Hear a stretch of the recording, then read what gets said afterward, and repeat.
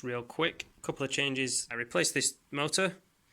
It was dead, and that's the dead one. So this guy, I think, has got like something wrong with the wires or the stator, and it doesn't spin properly. It's sort of, and there's like missing steps, so it's like one of the coils isn't powering. So I'll bin him, but I'll keep him for the bell just in case one of the other ones gets bent or something. Then I fitted a finder, a model finder, so you can see the little buttons. This is a V-Fly finder, which is very big compared. I got this one first thinking it would be small enough, and it was not. This is a full-speed Lucky Box buzzer, and it's tiny, and it will probably fit in a 3-inch. It's like a little tiny battery and then a little tiny buzzer. Admittedly, this one does have a hole in the top, so you can get the buzzer to stick into there. But it's probably your best bet for going on a 3-inch.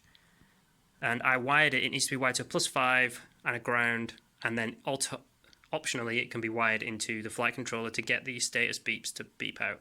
I don't really see the use of that because I would either use the ESC beeps, or in this case I've got a little buzzer back there. So that's wired into the flight controller already, so I didn't see the point of like disassembling one of these things to take it out and then putting in another wire from this one and then trailing a wire through here. I thought, you know what, just wire it to the 5V and ground that's on the VTX, so it's like a centimetre away. So I did that instead, and it works perfectly. So yeah, the weather's pretty nice. I'm going to go out and fly, and I'll practice a few things, and I'll run some commentary over the video because the sound is dreadful.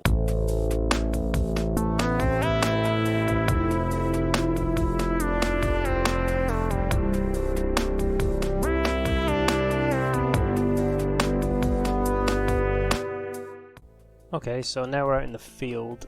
I'm sort of just flying around. I've flown a couple of practice packs, and then I decided I wanted to try and do this move where I sort of approach an object and then flip upside down and then sort of look at the object upside down, like hang in the air for a second and then exit and go fly away. This was as close as I got to finding what I considered to be the solution, where I want to hang upside down, and you'll see every time I kind of do this barrel roll maneuver.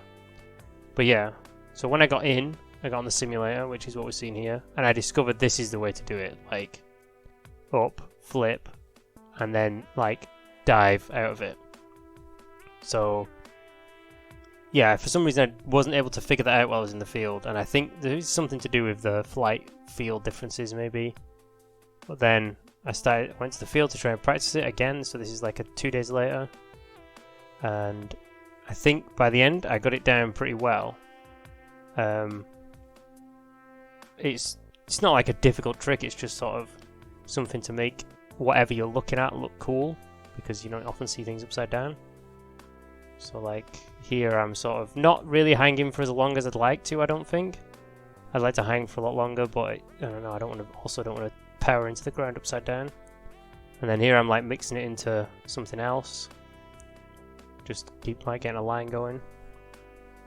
But yeah, I think I pretty much, once I have like a taller object to go to, I think we'll be okay, and it'll start to look cooler. But I do need to work on like making it last longer, the hang time, and fall into the ground a bit better. It's like coming a lot lower with the dive, but yeah, I can just keep that in mind when I'm doing it in future. But it's all part of getting better on it. Yeah, that about does it for the video. And thanks for watching. Do all the things that people do to all the different buttons that there are available to press. Press them, just hit them, they're not that difficult to do. See you in a bit.